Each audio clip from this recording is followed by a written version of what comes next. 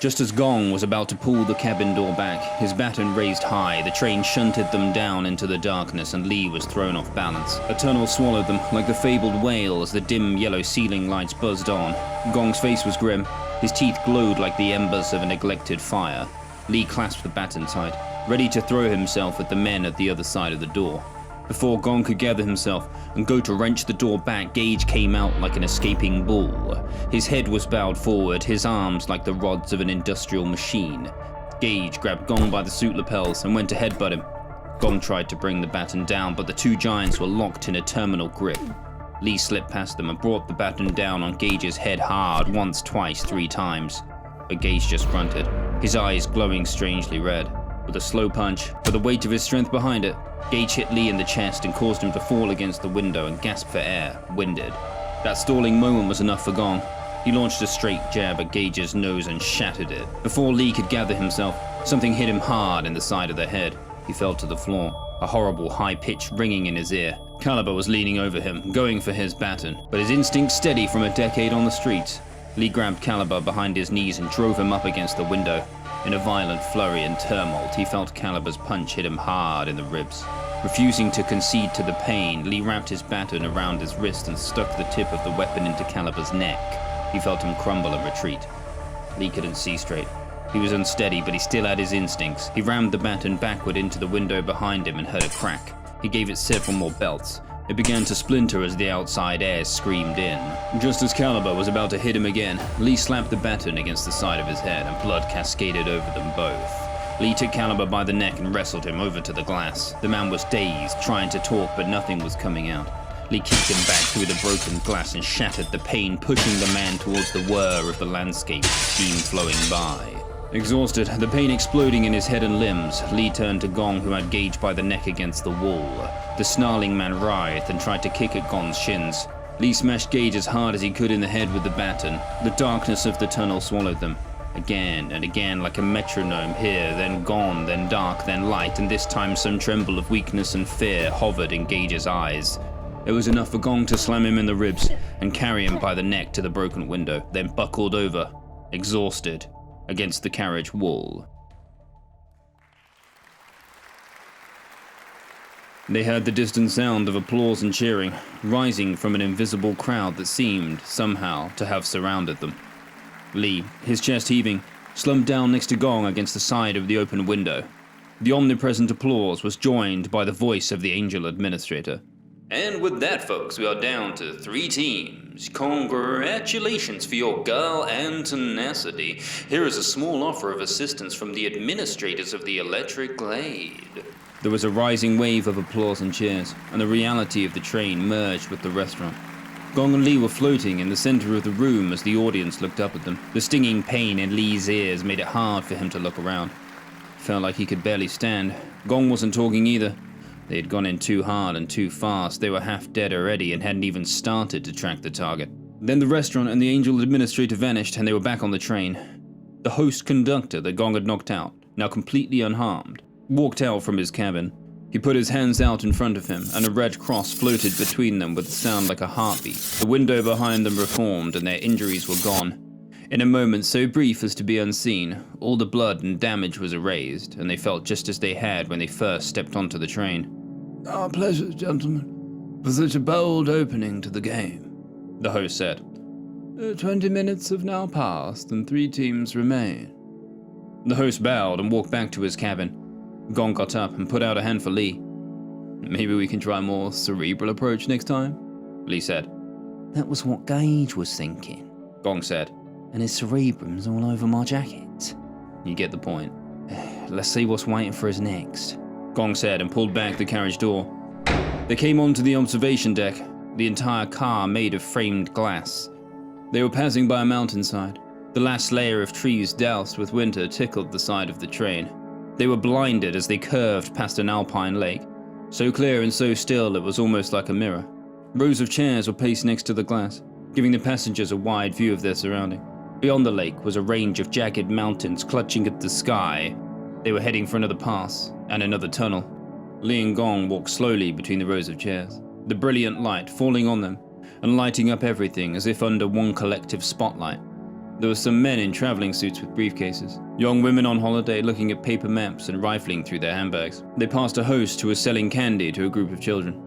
25 minutes have now passed, gentlemen, The host said. Still enough time to indulge a sweet tooth? We'll pass. Gong said, turning away. They were passing directly by a lake. The train was swinging westward, angling them towards the water. The reflection of the carriages broke on the surface and the light splintered on everything. Every face in the carriage seemed to twist and change a little, as if being held up to a flashlight and inspected. Several reflected versions of Lee, Gong, and every other passenger flit like twisted images in a rotating mirror around them. Something don't feel right. Gong said. Feel a bit dizzy. I just need to sit down. Just the carriage, all these windows, the light. Nah, something else. Something's off. Of course something's off. We're in a simulated assassination game? Lee said, looking around the carriage, realizing he wasn't sure then which side they'd come in. All the chairs seemed to look the same, and the strange reflection of so many faces span and merged, and Lee thought he saw his own face in the glass. His real face from waking life, a shadow self, another self. I can see myself. Gong said. I mean, myself in the windows. Don't look at it, Lee said quickly. Gong sat down on an empty chair nearby and started leaning closer to the glass that was becoming more mirror-like, stranger, almost melting. You don't want any other self but this one on record, Lee said. right? We've got a job to do. Yeah, I know, but it's like a portal or something, isn't it? A portal into another time, another place. Gong was talking more slowly, and Lee didn't like the tone in his voice. Lee realized then he had forgotten what they were talking about. He was sitting next to Gong. Why were they sat down? Weren't they meant to be doing something? And why couldn't he look at the glass? He wanted to. It was just a view. A beautiful view of flawless country after all. Why deprive either of them of that? And there he was, there next to Gong, but he wasn't wearing the suit. The handkerchief in his pocket was gone. He looked younger. He could see himself in the mirror in the glass, but why were his eyes overlaid and rimmed with purple? He was staring at his reflection deeply now, ignoring Gong and everything else completely. He noticed to the periphery of his vision that a woman had sat near Gong. Another was sitting near him too. He didn't look at them directly, caught by the reflection of another self, a true self, a self buried somewhere down here. Perhaps if he could reach out and touch it, they could merge and everything would make sense again. There was a flash, a pinprick of silver. It overcame and replaced his reflection.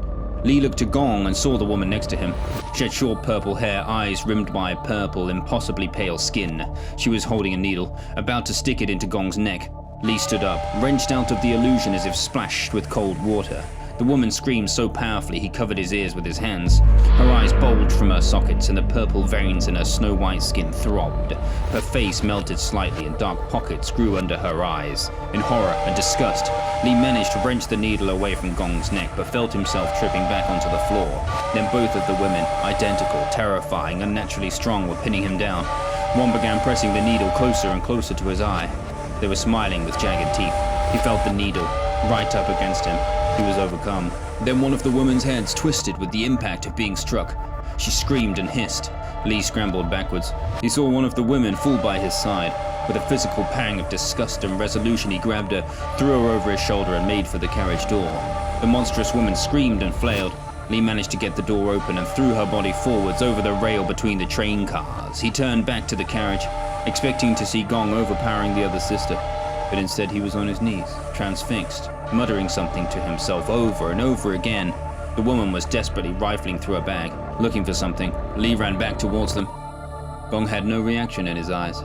The woman pried out another needle from her bag. As she pulled it back, Lee took the baton from the floor and struck her so hard in the side of the head that she crumpled and fell. The moment she collapsed, Gong came back to his senses.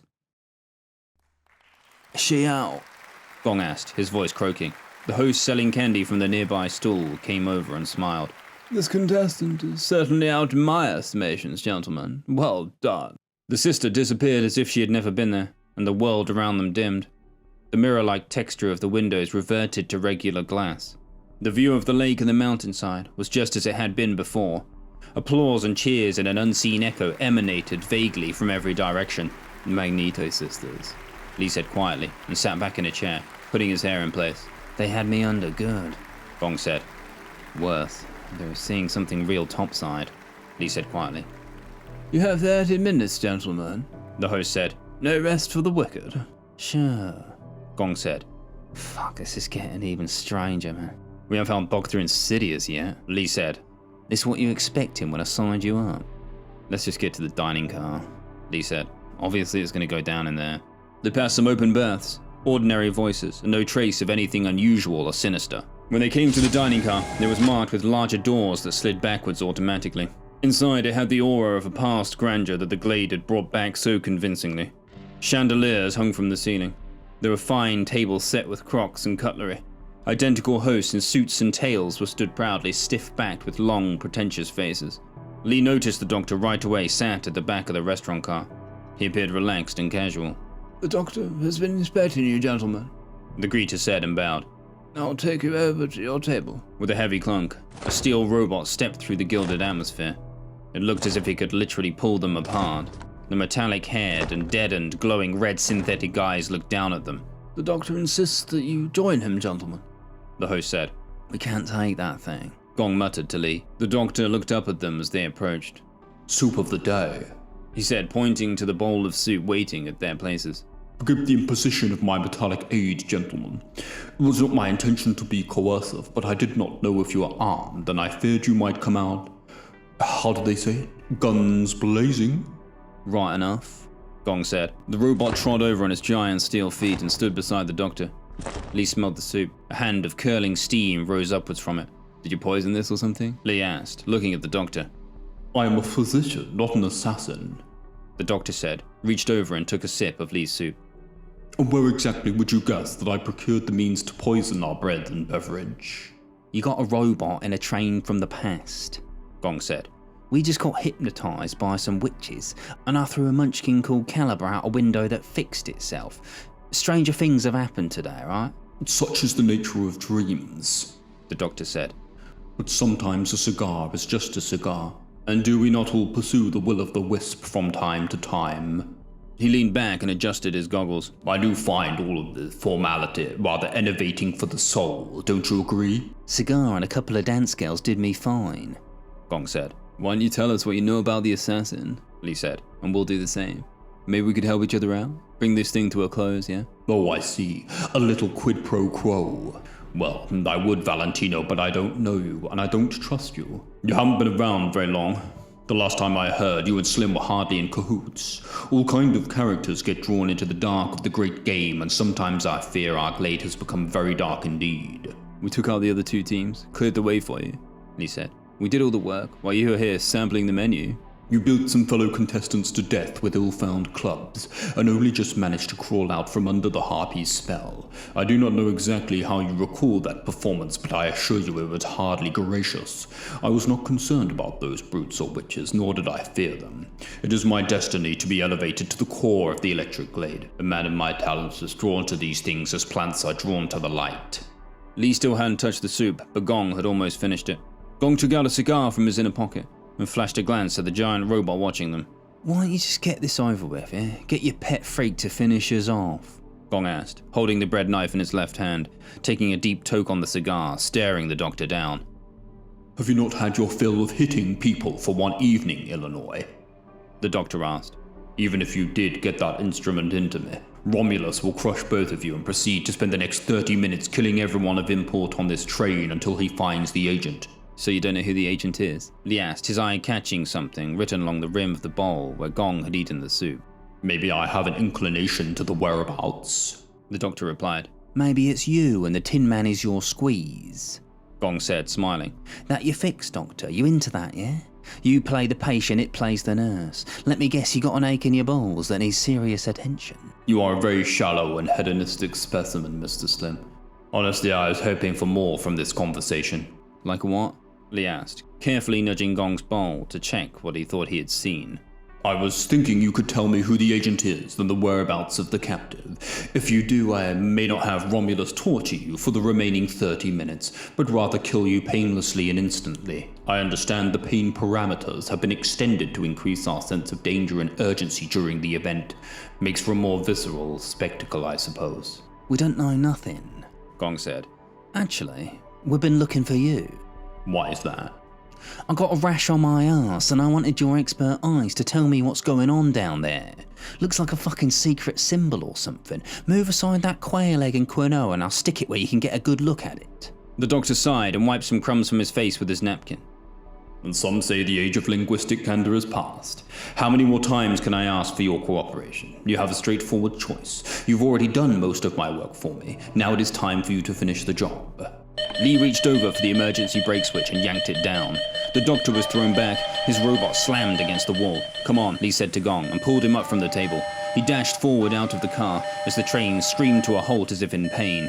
The ceiling lights started flashing. Another tunnel was approaching. Once he and Gong were out of the dining car, Lee pulled the carriage door closed and slammed it shut. First I thought it was just a trademark or something, but there was a message written around the bowl. It said, "It's the head chef."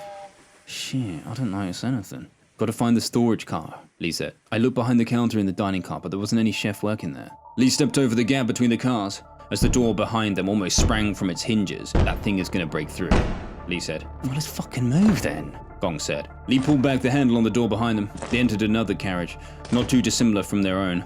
They rushed through quickly, shoving aside a young couple. Lee thought he heard the distant sound of metal rupturing behind them. They rushed onward, the train slowing, and came into an impossibly large engine room that seemed to stretch on like a warehouse. Giant pistons and cogs moved with a haunting mechanical melody. Out of the steam and smoke into the pressing heat and out again into the fresh air they came to the last carriage. Lee put his hand to the handle and waited. They wouldn't have given us the clue if they didn't want us to know, Lee said. This is going to be some cinematic showdown, isn't it? That girl's going to be tied up like a damsel. The chef is going to be wearing a big white hat. That's subtle, yeah? This whole thing, the names, the personas, the train frozen in some unrealistic, nostalgic point in history. This isn't meant to be solved. It's meant to be solved. It's entertainment. So we're just gonna rush the chef, slap him with his rashers of bacon? Gong asked.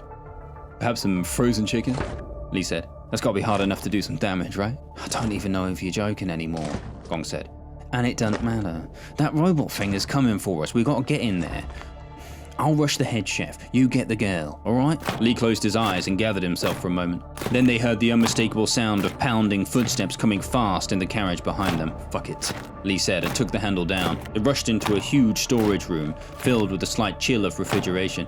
Lee saw a large wooden crate beyond them. Shaking, someone was inside, pounding against the sides, and there was the head chef. A giant machete in his hands. He had a high white hat and bloodied whites. He smiled as if he'd been expecting them. We got you, Gong said, circling around, watching the blade moving back and forth. Gong and Lee began to circle him steadily, closing in, driving him back towards the door they had come through. The head chef raised his knife and took a lunge at Gong. Gong stepped back and shielded himself with his arm. The darkness of a tunnel overcame them again. Then it was light. Then the blade was coming down. He caught him, ripped his suit and sent a spray of blood on his face on the wall. The head chef smiled and went for him again, but Lee came up behind him and shoved him right up against the door just as the darkness stole them again. Gong leaped up at him, driving the head chef back, taking another brutal cut on his arm while he did. The doctor's abomination ripped away the door where the head chef was now standing. The robot grabbed him by the neck and flung him out of the way. Lee, without wasting a moment, ran over to the crate and tore back the cover. A terrified young woman, writhing, looked up at him from the darkness of her confinement. She reached out to him, he reached down to her, and he knew he had made contact.